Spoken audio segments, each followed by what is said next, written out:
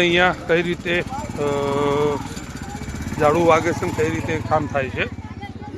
ત્યાં આ તેજાજી મહારાજનું નામનું એવું મંદિર છે.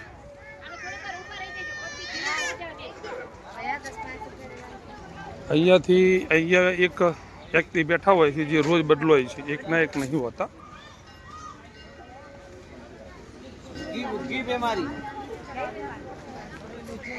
આ જે મિત્ર બેઠા છે રોજ જુદા જુદા વ્યક્તિઓ હોય છે કે બસ ખાલી આ રીતનું ઝાડુ ફેરવું છે. અહીંયા કંઈ બોલવાનું નહીં, કે પૂછવાનું નહીં, કે કહેવાનું નહીં, કશું જ નહીં.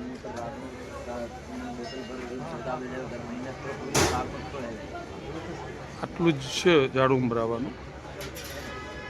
અહીંયા કંઈ કહેવાનું હોતું નહીં કે આપણા મને આ થાય છે, મને પેલું થાય છે.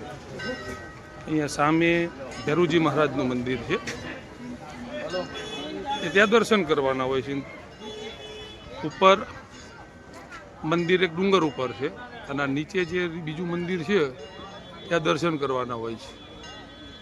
અહીંયા કોઈ વિધિ, કોઈ ભૂવો, કોઈ પાઠ, કોઈ દાણા, કોઈ કશું કહેવામાં, કશું પૂછવામાં, કશું કરવામાં આવતું નથી.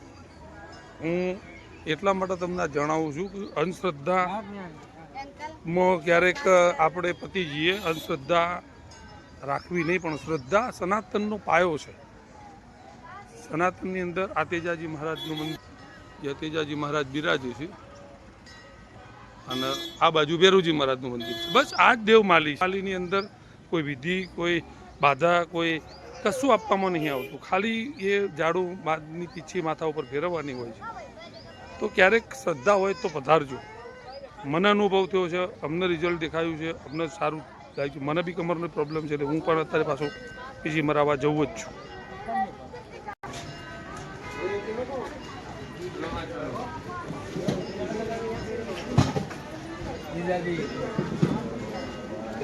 બસ આટલું છે. ત્યાં આ એટલી પીસી જ મારવાની, માથે ફેરવવાની છે, અને અહીંયા દર્શન કરવાના છે ભેરુજી મહારાજને, તેજાજી મહારાજ. એટલે શ્રદ્ધા છે, સનાતનની તાકાત છે, તો આવજો.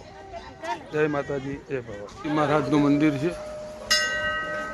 જોરાવર ભેરુ, અને અહીંયા દર્શન કરી અને તમારું પૂરું થાય છે. પછી તમારું ઉપર દર્શન કરવા જવું હોય તો જઈ શકો, ના જવું હોય તો કંઈ નહીં, એવું છે. આ બધા લોકો પ્રદક્ષિણા કરે છે, 5 વાર પ્રદક્ષિણા કરતા હોય છે. એનાથી વિશેષ અહીંયા કોઈ વિધિ, કોઈ સજ્જ નહીં. એટલે સીધી ભગવાન અને ભક્તની વાત છે. જય માતાજી, જય માતા.